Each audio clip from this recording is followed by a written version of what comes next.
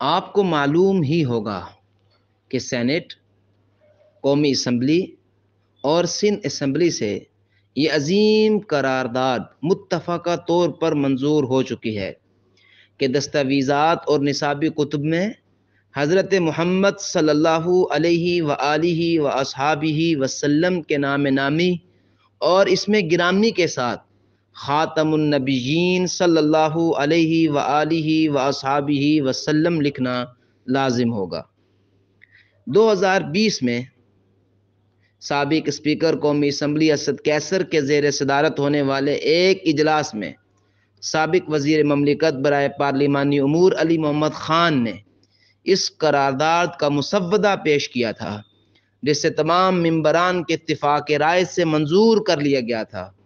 وزارت مذہبی امور نے 21 اگست 2020 میں اس کا باقاعدہ نوٹیفیکیشن بھی جاری کیا، جس کی عبارت یہ تھی: it's notified for general information and compliance of the unanimously resolution by the National Assembly that the name of Holy Prophet sallallahu alaihi wa alihi wa ashabihi wasallam may be written in all official, non-official record as Hazrat Muhammad Rasulullah Khatamun Nabiyyin sallallahu alaihi wa alihi wa ashabihi wasallam۔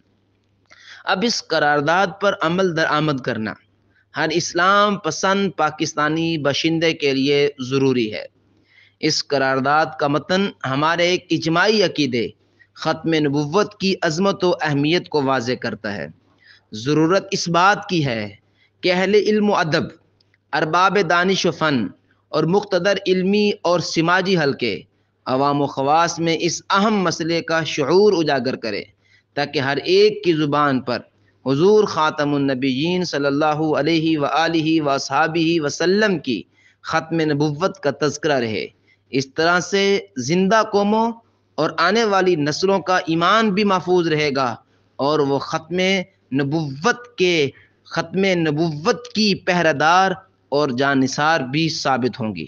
ذرا سوچئے وہ وقت کتنا پرلطف ہوگا جب ایک معصوم سا بچہ اور ایک کم عمر شاگرد بار بار یہ لفظ اپنے والد اور استاد سے سن کر پوچھے گا کہ خاتم النبیین کا مفہوم کیا ہے؟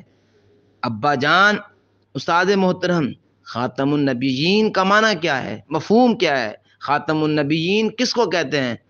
تو وہ والد اور استاد اس معصوم بچے کے جواب نے اسے ختم نبوت کا عقیدہ سمجھائے گا، تو اس طفل مکتب کے ذہن میں بچپن ہی سے عقیدہ ختم نبوت راسخ ہو جائے گا۔